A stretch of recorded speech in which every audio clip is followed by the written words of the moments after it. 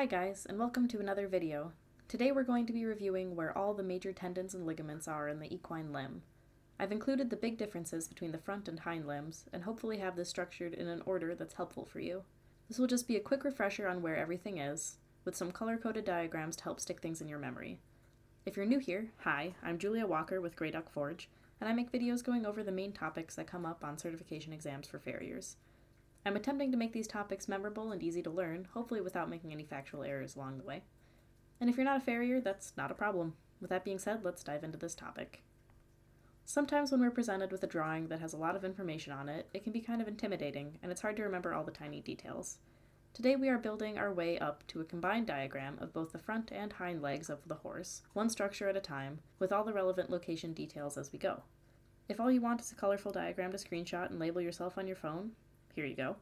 However, I'll have a diagram of both the front and hind legs toward the end for you to check out as well, along with some review questions to make sure you know your stuff. The sources I'm using today are Gregory's book from pages 99 to 125, and Butler's book, pages 151 to 152, and 630 to 639. There's definitely a few more gems of knowledge in the Butler book that aren't in Gregory's, but I'd save it to read through second, after you've browsed the visuals in Gregory's book first. They complement each other pretty well. Other important things to note before we begin: the deeper structures tend to originate lower than the more superficial structures, so the closer a tendon is to the skin, expect it to start up higher. Also, what is an origin? It's the point where the muscle attached to the tendon starts. The tendon is kind of considered to be embedded in the muscle. If we talked about where the literal, visible, tendon-looking thing was, they would basically all start at the knee and hock, so that isn't very helpful. What's an insertion then? It's where the tendon itself ends and attaches itself to a bone. So tendons connect muscle to bone, but the muscles themselves are also attached to bone back where they originate. Also, the muscles for each tendon have the same name as the tendon itself, which is super helpful. They just have the word muscle added to the end. So now that we know all the main trends and general fun facts, let's get into the details. We're going to start with the deepest structure and work our way out. First up is the suspensory ligament, also known as the interosseous muscle, and even the interosseous tendon, though I don't ever seem to hear it called that. It has some muscle fibers in it, which is why it's referred to as a muscle. It's interosseous because it runs between the splint bones. Inter equals between, osseous equals bone. Don't get it confused with the interosseous ligaments, which are the ligaments that connect the splint bones to the cannon bone. The suspensory ligament originates at the proximal palmar side of the cannon bone, and might slightly also touch the distal palmar side of the carpus as well. It runs down between the splint bones and bifurcates, or splits, just proximal to the sesamoid bones, as shown here, running just outside of them and attaching to them as its branches go by. Attaching on the sides here, coming to the front side of the pastern bones, forming the region called the extensor branches of the suspensory ligament, before attaching to the main extensor tendon at roughly the extensor process of P3. The next deepest structure on the back of the leg is the deep digital flexor tendon, the DDFT. Its purpose is just to flex the limb. It originates from the deep digital flexor muscle, up by the elbow, runs down the back of the leg between the sesamoid bones, over the navicular bone, and attaches to the semilunar crest of the coffin bone. It has a check ligament as well, which reinforces it. On the front leg, it's called the subcarpal check ligament, which attaches to the bottom of the carpus and runs down below it, thus sub, below, carpal, the knee. Easy peasy. On the hind end, it's basically the same, but the name of the check ligament changes to the subtarsal check ligament. Check ligaments reinforce the DDFT, keeping it from overextending itself. However, when a horse has a contracture in its deep digital flexor muscle, usually on the front end, it will show up as a clubfoot. When a young horse has a bad clubfoot, it's possible for them to surgically cut the subcarpal check ligament, which takes some tension off the DDFT and allows the heels to sink down on the affected limb. It's a very effective procedure called the check ligament desmotomy. So building up our combined diagrams, we have the suspensory ligament at the deepest layer, and now our DDFT just over top of there, with our fancy check ligament keeping things in place. The most superficial tendon on the back of the leg is appropriately named the superficial flexor tendon. It has one of the more interesting shapes out of the group. It originates the highest up of any of the tendons on the back of the leg, from the superficial flexor muscle on the low end of the humerus. Up on the radius, it has a check ligament as well, called the radial check ligament. That bone is the radius there. Since this one is more superficial than the check ligament on the DDFT, it follows the loose rule of the day that says the more superficial structures tend to originate higher up. Keep that in mind when you're trying to remember this one and where it attaches. The superficial flexor tendon then runs down the back of the leg and forms a sling, which scientists refer to as the manica flexoria, and that wraps around the deep digital flexor tendon, just above the proximal sesamoid bones, to help add surface area to the soft tissues on the backside of the leg, to protect the DDFT, and to allow the DDFT to pass through the superficial flexor tendon down to the coffin bone. The SFT splits just under the fetlock, and then ends by inserting to the distal end of P1 and the proximal end of P2. So it starts and ends higher than the DDFT does.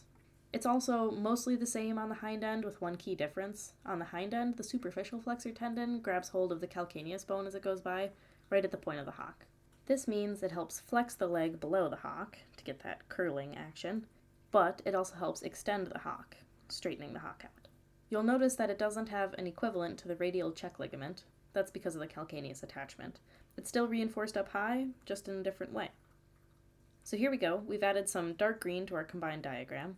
You can see here that the sleeve it forms, the manica flexoria, wraps around the DDFT just above the sesamoid bones. Now we can confidently move on to the dorsal side of the limb. First up, we'll talk about the main extensor tendon, which is the largest extensor tendon in the leg. It's the main structure assigned to straightening out the leg and pulling the coffin bone forward. It's also called the common extensor tendon on the front leg and the long extensor tendon on the hind leg.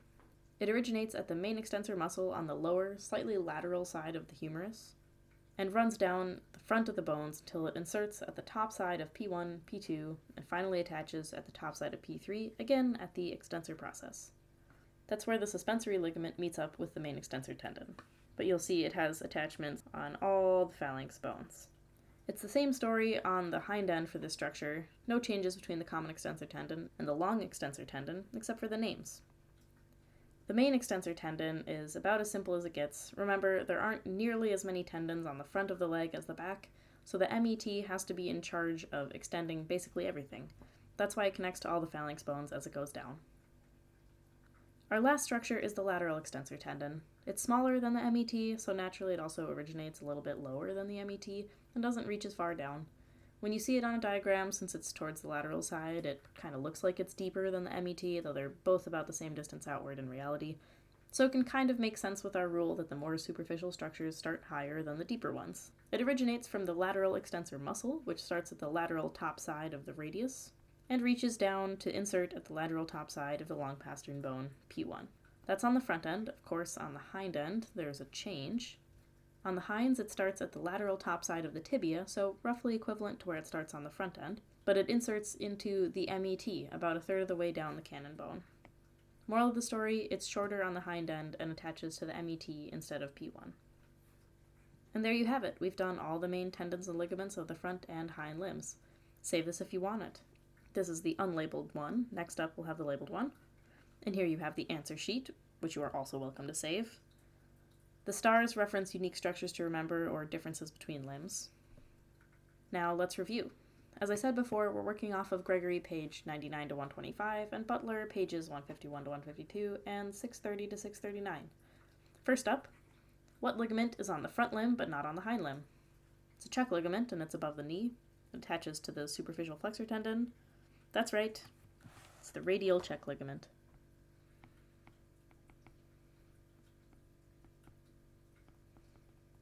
What tendon does the subcarpal check ligament attach to? The subcarpal check ligament started lower than the radial check ligament did, so that means it probably is deeper, or at least is attached to something deeper, so that would be the deep digital flexor tendon. Where does the lateral extensor tendon insert? Well, now remember, it depends. On the front limb, it inserts at the lateral side, so on the front end, lateral side of proximal P1, but on the hind end, it inserts a third of the way down the cannon bone at the MET, at the third metacarpal, M3. Where does the deep digital flexor tendon originate? Just like all the other tendons, it starts where the muscle bearing its name starts. In this case, that's the deep digital flexor muscle. The deep digital flexor muscle, which starts, if you remember from the diagram, on the top of the ulna, or the elbow. Which is deeper, the suspensory ligament or the DDFT? We did the structures in order today, from deepest to most superficial. Can you remember which structure we did first? It was the suspensory ligament. What structure has the sleeve around the DDFT, and what was the structure's name? It was the tendon just outside the DDFT, the superficial flexor tendon.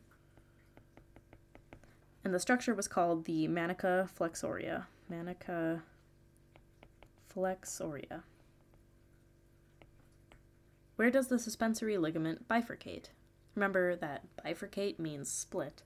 In this case, from that diagram we had earlier, if you remember, it splits right before the proximal sesamoid bones, so I can go around them, attach to them as it goes by, and then carry on around the front of the phalanx bones to insert into the MET. So it was above the proximal sesamoids.